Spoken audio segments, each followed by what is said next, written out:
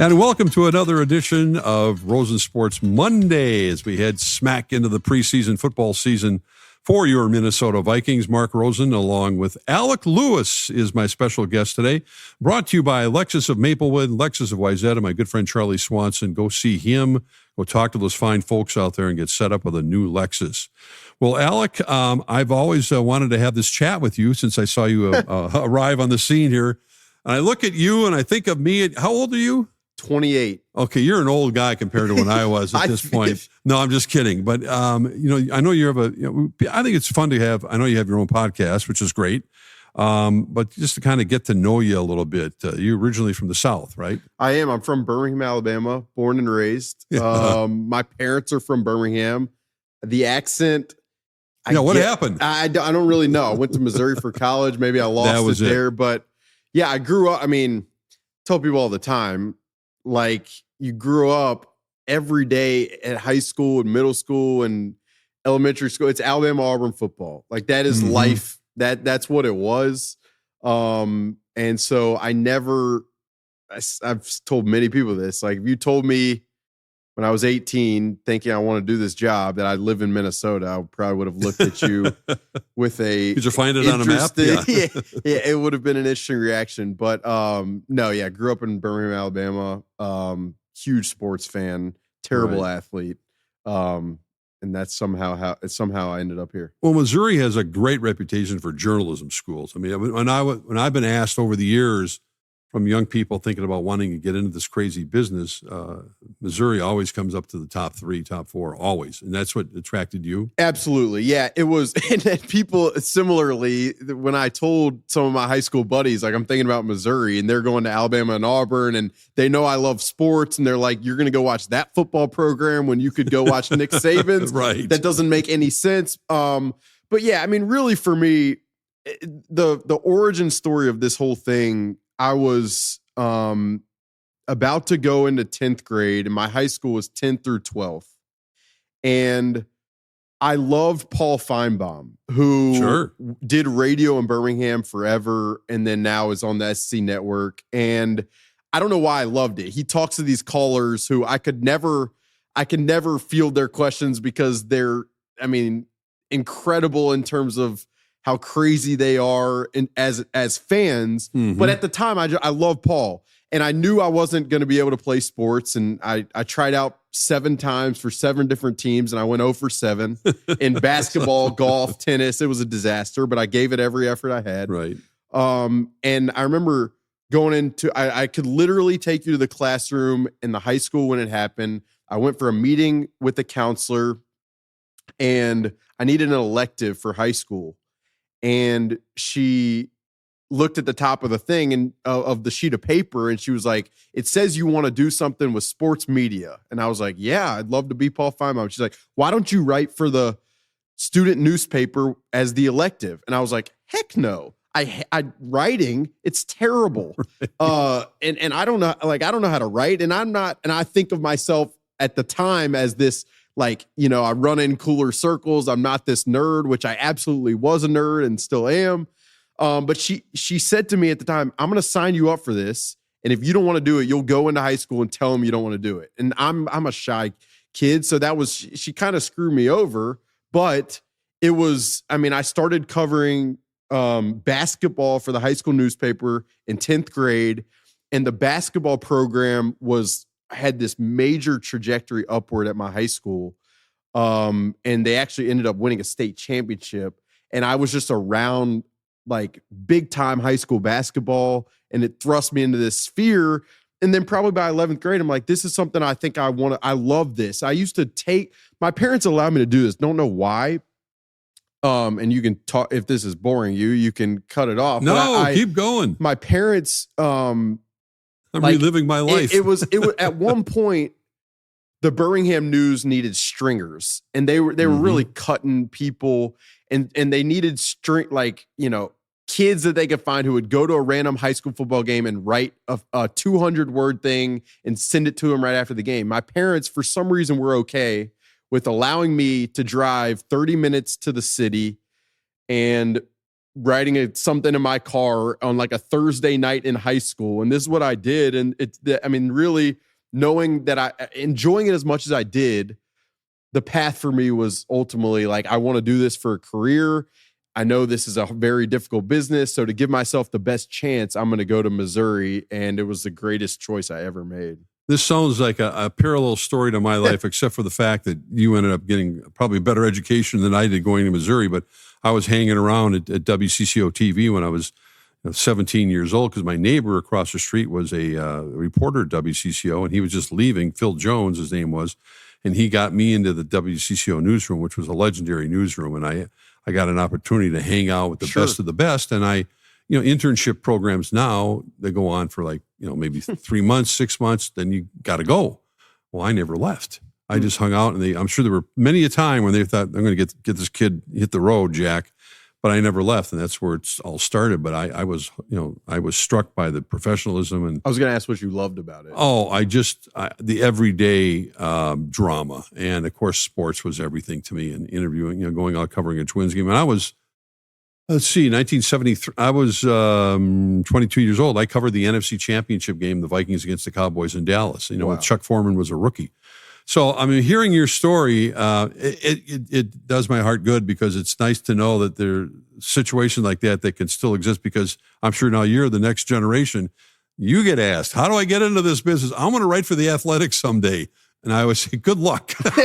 It's hard. It's a blend of, I tell people all the time, even in college at Missouri, on Friday nights, I was not out at the bars. I was driving to Hickman High School and Southern Boone High School and writing games on these high school football games that I obviously didn't care a ton about, just to get experience and meet people and, create reps. So for me, it was such a combination of ridiculous work that my parents sometimes have to pull the reins back on. And then to your point, just luck, meeting the right people, being at the right place, right time. It's a lot of it. So much of it. Well, many of your older contemporaries, I started kind of the traditional way with newspapers, which still exists last time I looked.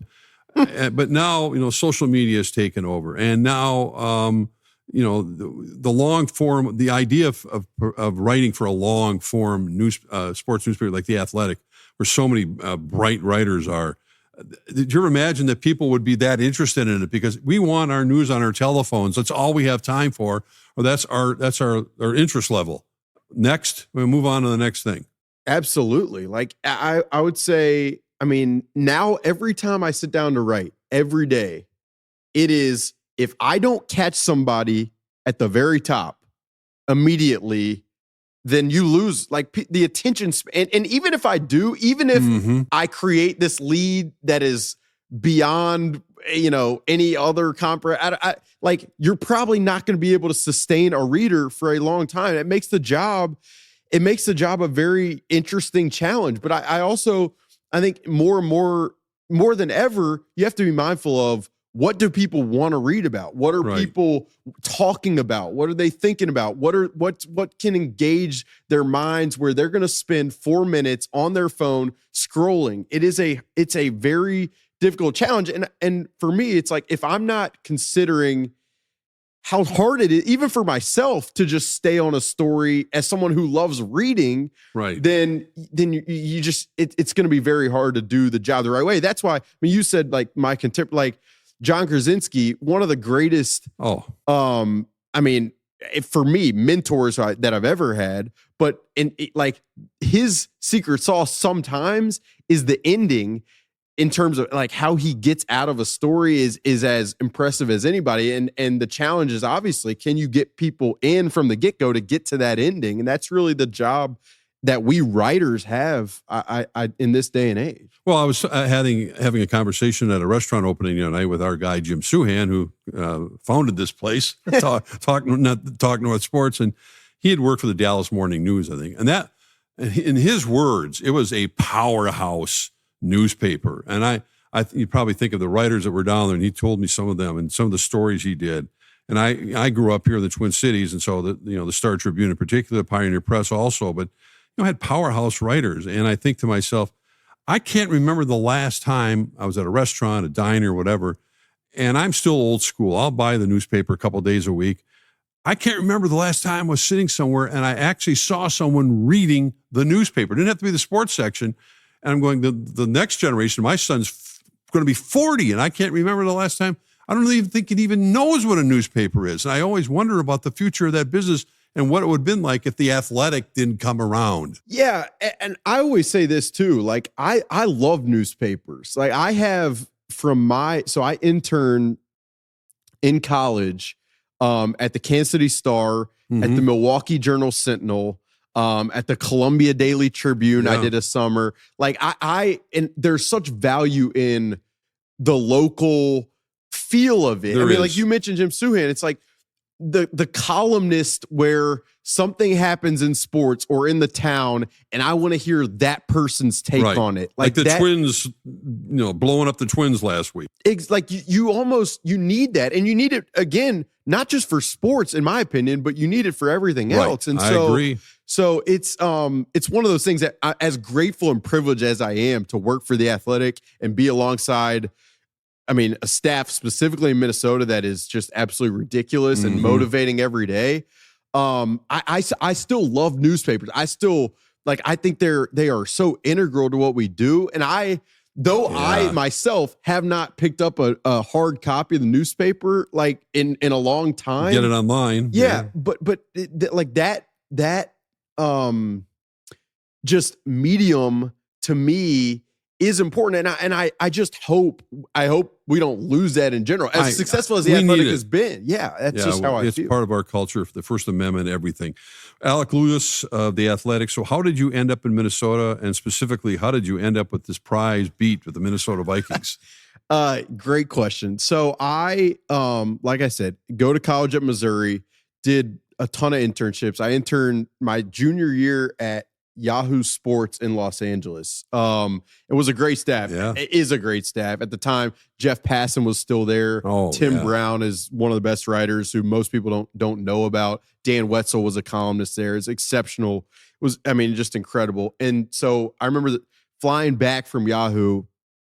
I got a message from an Athletic editor. This was 2019. I was entering my senior year of college, and the Athletic was kind of flush with capital at that point. They wanted somebody to cover Missouri football on like a temporary basis. So it was essentially a tryout. So I would do a story a week my senior year for the Athletic covering Missouri football. And I thought it went terrible. I thought the stories that I did weren't well written. It was a hard situation. So after the fall of that senior year, 2019, I lost communication with the Athletic essentially. And then 3 months later, in March of my senior year, I get a message from one of the Athletic editors. Would you be interested in covering Major League Baseball for us? And I was like, what? I wasn't a baseball guy. I didn't really know much about baseball, but I kind of, it was a fake it till you're making. Like, I'd love to do baseball. Like most of my friends knew that I just kind of despised baseball at the time. They ended up hiring me in March of my senior year to cover the Kansas City Royals. So I would commute on the weekends of my senior year, second semester, go to Kansas City and cover the Royals. And I covered the Kansas City Royals for 3 years until 2022. Very bad baseball team. Yeah, they weren't good then. And it was about selling hope, and it was about writing things that were fun for people to read. And then in 2022, it was like, I need something different. I've been in Missouri for a long time. Chad Graff, who did an exceptional job here, moved back home to cover the Patriots. And I reached out to one of the Athletic editors, like, I'd love to cover the NFL. They're like, what do you think about Minnesota? And at first it was, I can't do that weather. Like, there's no way. But the more I thought about it, it was the ultimate no-brainer opportunity to work alongside John Krasinski, Michael Russo, Aaron Gleeman, Dan Hayes, Joe Smith. Our staff here is, I'd put it up with any local group in the country. And the opportunity to cover the NFL was just kind of obvious. So I moved up here in 2022. The first week, I missed all of training camp. The first week, they played the Packers. It was Kevin O'Connell's first year. And I part of me was like, you got this new life, new regime. Kevin O'Connell, Kwesi Adofo-Mensah. Good timing. Yeah, and it would be very fun to just watch their arc. And I didn't know at the time that Kevin was what he is, that Kwesi thinks how he does. I had really didn't know. But I mean, I'm just again, we talked about Lucker, like just so I feel so fortunate that somehow I ended up here with a group, like I said, that makes you have to be on your P's and Q's every single day because of how good they are. We're going to take a quick break. We're going to resume our conversation with Alec Lewis from The Athletic. We're going to ask him specifically about the Vikings and what's more interesting, covering the Vikings or hanging out with Paul Allen. I don't know if there's a correct answer to that, but stay with us. We're going to hear right now from our friends at Lexus of Maplewood and Lexus of Wayzata. Hey, Rosie here for Lexus of Wayzata and Lexus of Maplewood. If you're in the market for a new luxury vehicle, look no further than my good friend Charlie Swanson at Lexus. Whether you're on the west or the east side of the Twin Cities, they have got you covered with two great locations, Lexus of Wayzata and Lexus of Maplewood. Check out the all-new Lexus TX, a spacious SUV with 3 rows of seating and plenty of room for all your gear. Head over to lexusofwayzata.com or lexusofmaplewood.com for details and to find your next ride today. Welcome back to Rosen Sports Monday. Having a breezy conversation with young Alec Lewis of The Athletic, getting ready for the Vikings, kicking off the preseason on Saturday against the Houston Texans. You're talking about getting here, the timing with working with Kwesi and Kevin O'Connell. As a young guy, how did you start? What's your kind of your secret sauce in developing trust with the players, the coaches, management for a young reporter to kind of get to know me and get to know them and have that relationship? And it is a relationship, you know, you got to keep it at a distance, but a relationship build. Yeah. For me, it's 2 things. One, like I want to introduce, I wanted to introduce myself to everybody and just have like a genuine conversation about their life, not about their arc or what they're thinking football wise. It's that. And then it's just, basic like hard work of like showing them how much you're going to put in. I remember my first fall here before the season, I did a big story on Kevin O'Connell where I talked to one of his closest buddies in San Diego, where I talked to Matt Castle, who'd been with in the quarterback room in New England. And you just hope that if at all they recognize like this kid is going to be ridiculous and calling people who care about me to do as good of a job as possible. So that's really it. I remember that first season, 2022, the Vikings played in Miami. And it was not a good game. It was ugly. They squeaked it out and won the game. And I remember after Kevin O'Connell said something pretty specific about the personnel usage, and I dug into the numbers after the game and kind of put it in a story. And he texted me after and was like, "I appreciate your willingness to even go that far," which is a lesson. How many head coaches are texting writers? That's to him. But for me, it just validated my opinion that like, if you really put in the work and if you squeeze everything out of the orange every single day, maybe you'll garner the respect of somebody. And like you said at the beginning, it is a relationship. There's back and forth. It hasn't been all text, good job, buddy. Like there's conversations behind the scenes all the time that are very productive. But that's just kind of how I view it. I remember in the locker room, like I shake the guys' hands. I try to get to know them as people. I told Jeff Okudah the other day, I didn't recognize or understand your backstory. I said this to him. I read this whole thing he wrote in the Players Tribune like a decade ago about losing his mom and about navigating so much that I would have never known about Jeff Okudah.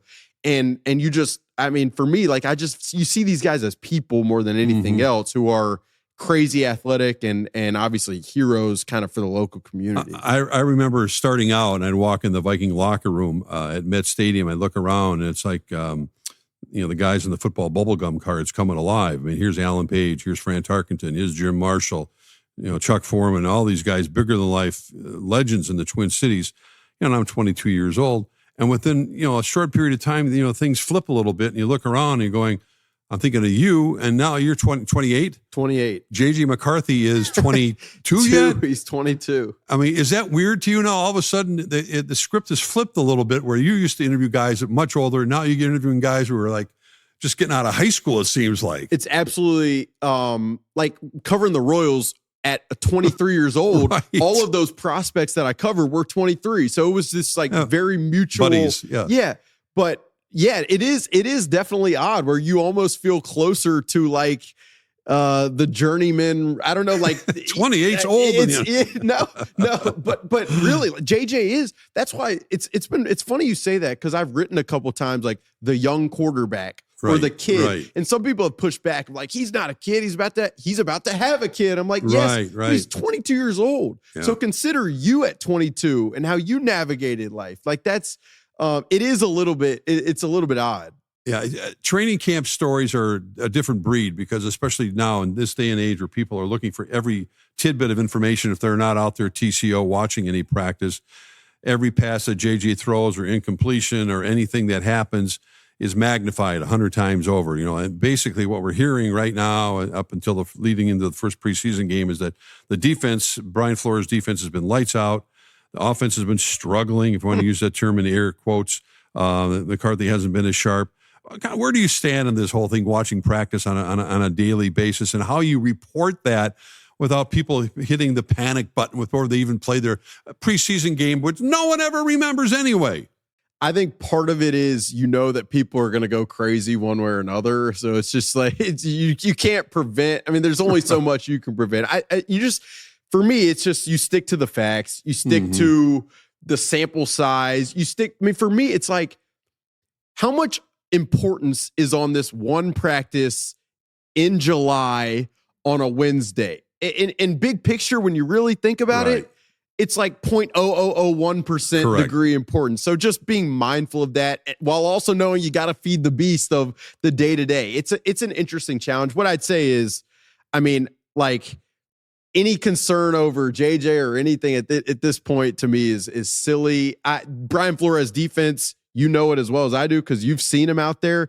I mean, they don't mess around. They're not, keeping things in the holster in the playbook. Like they will unleash the beast in these training camp practices, which is probably frustrating for the offense and some of the coaches. But I've said this, there is no better simulation than what JJ McCarthy and this offense is getting right now. I've talked to a lot of people around the league, and the way they talk about this Brian Flores defense is as if they are seeing an animal in the wild that they've never seen before. That's just kind of how it is. And you have to think about all of it and try to disseminate it in a way that is factual and that just steers people in the direction and grounds them in the reality that not everything is the most important thing right now. The one man who's stepping out on defense more than any other at the moment, it seems like, is Jonathan Grenard, who had a spectacular year last year. He's returning, and he, I think, basically just said, I don't really give a damn about regular season. I want the Lombardi Trophy. He didn't mince words.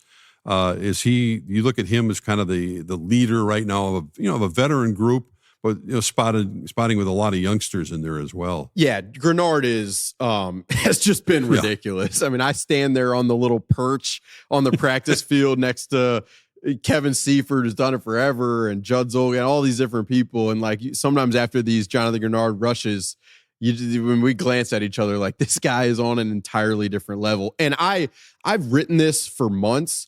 I don't even think the NFL or nationally people have have talked enough about what he did last year. Right.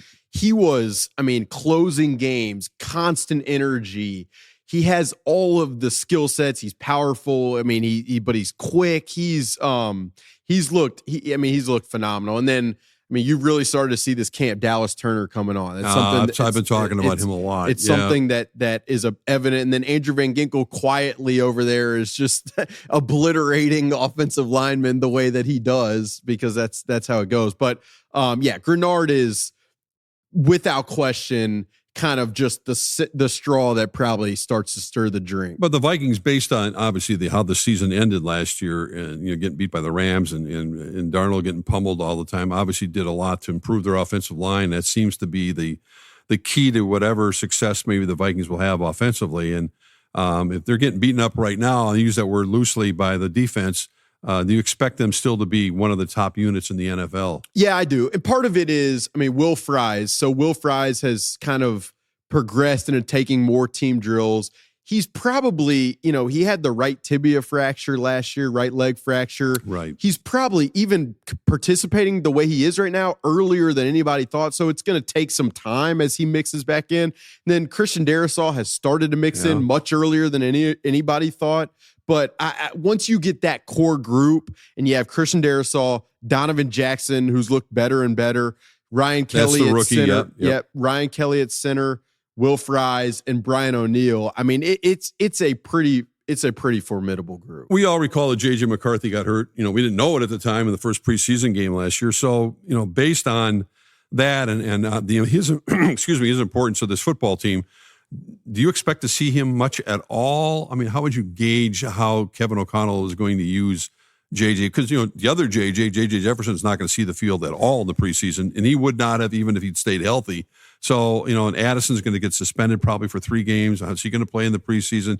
In other words, what kind of weapons would JJ McCarthy have out there? You want to protect him at all costs. Yeah, Kevin O'Connell has always, he's never, since he became the head coach here in 2022, he doesn't play the starters really at all in these preseason games. And his central evaluation is joint practices, which happens next week against the New England Patriots. Right. So it'll be, I wouldn't be absolutely shocked if JJ played in this preseason game or in a preseason game. But your point is astute. Like, he's got to have offensive linemen in front of him who are going to hold up for it to be worth it. And he's got to have receivers going to be dialed in to the specific detail and route concepts for it to be valuable. If those circumstances aren't going to happen, then it's not worth, throwing him out there in general. Well, let's stir the pot a little bit because I heard a quote from one of your contemporaries as well, Ben Gessling, who covers this team on a regular basis.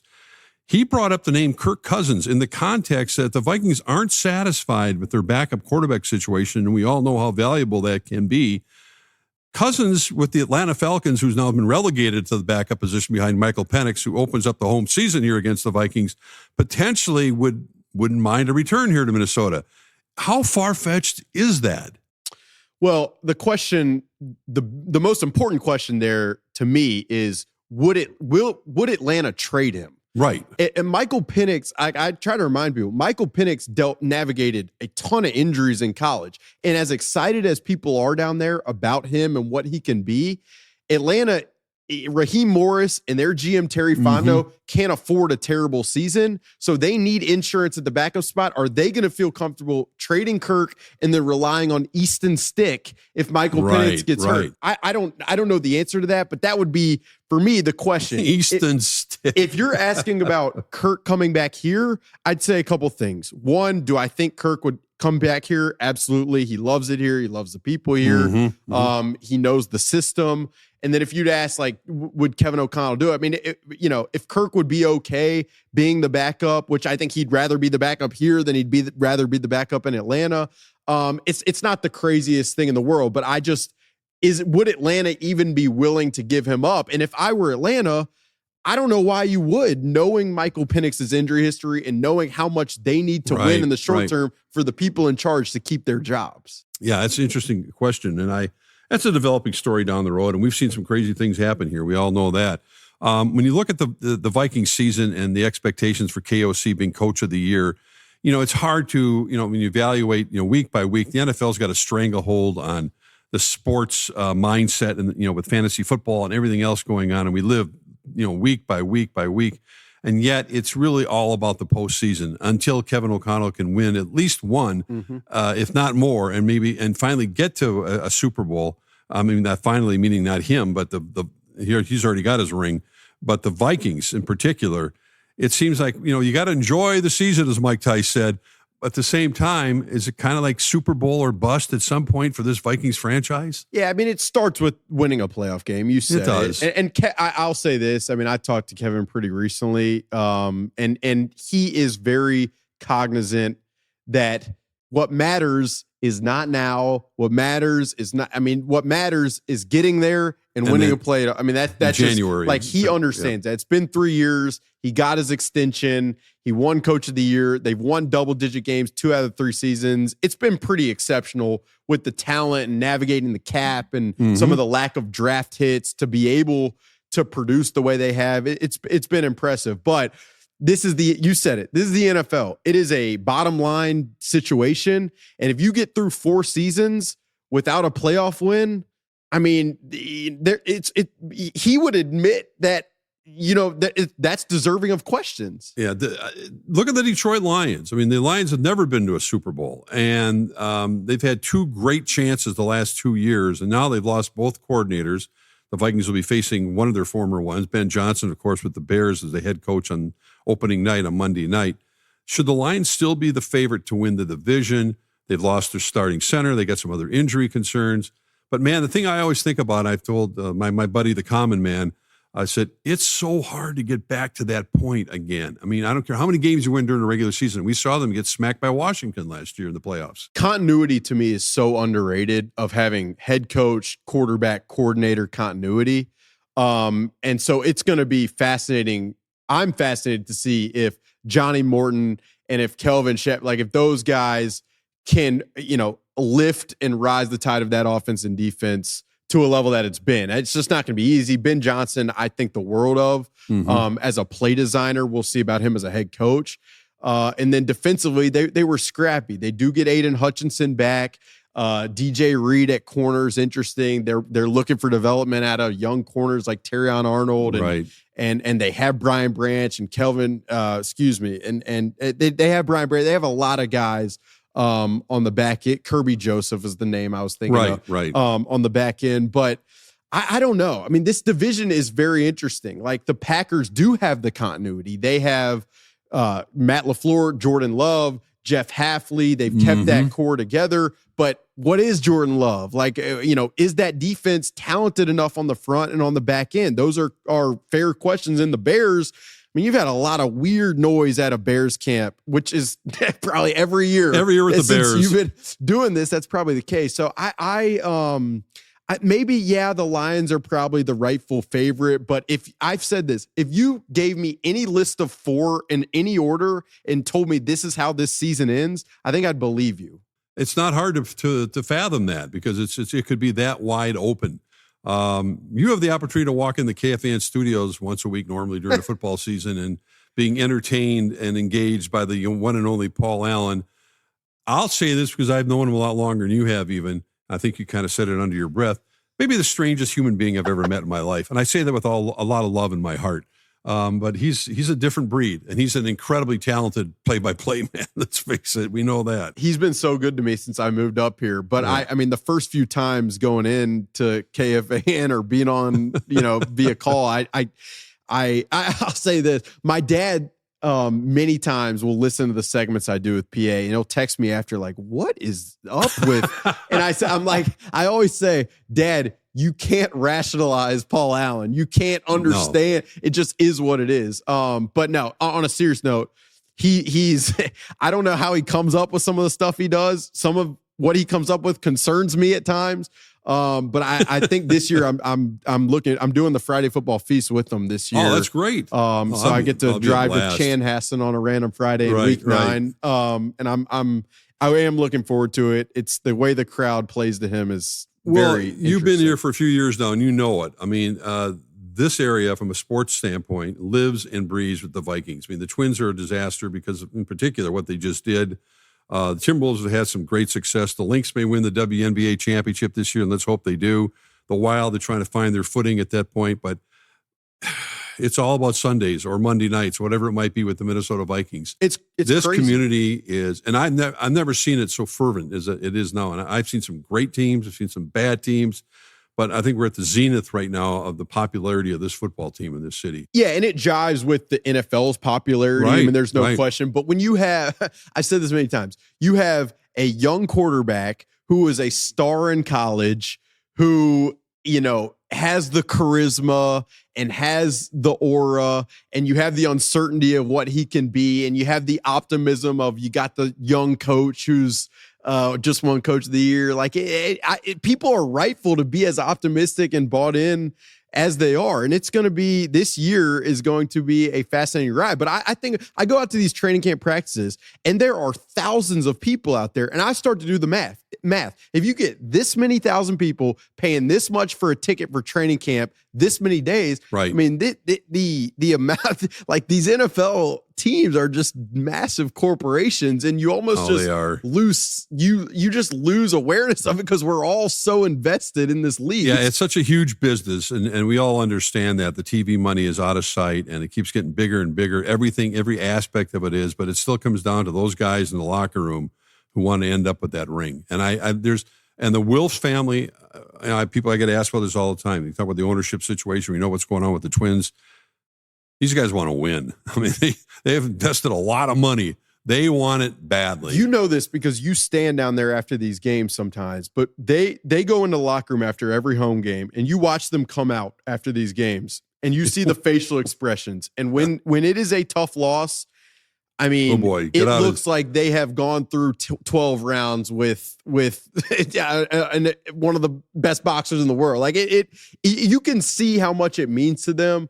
And also, I talk to people around the league all the time, and you hear just like the amount of investment, the amount of awareness, the amount of being invested in the decisions being made, but not overtaking the people that you've hired. It's everything you can ask for in ownership. And I mean, it's specific to the Twins right now. If you don't have great ownership in professional sports, you do not have a chance. No, you do not. And we're seeing it come to life here in both aspects of it. Well, Alec, thank you so much for spending some time with us. Look forward to seeing you at all the home games, which is quite an entertainment boost in itself, the way the Vikings put on a show out there. It really is. But it's all about getting ready for September. These preseason games are fun to watch, but they're easily forgotten. So don't get too wrapped up in the results. And we will see, hopefully, J.J. McCarthy start getting rolling on the first game of September 8th against the Bears in Chicago. No doubt. Thanks for having me, Mark. You know this because you've been here. The one thing about this place that I didn't know moving up here, the cold, I knew, and it is valid. But the passion and the investment of people who care about these teams in in these towns is beyond what I expected, and it makes it even more fun, as you probably can attest to. Well, and I'd say, have fun. You're a terrific writer, and look forward to seeing you every single home game. Appreciate it, Alec. Thank you.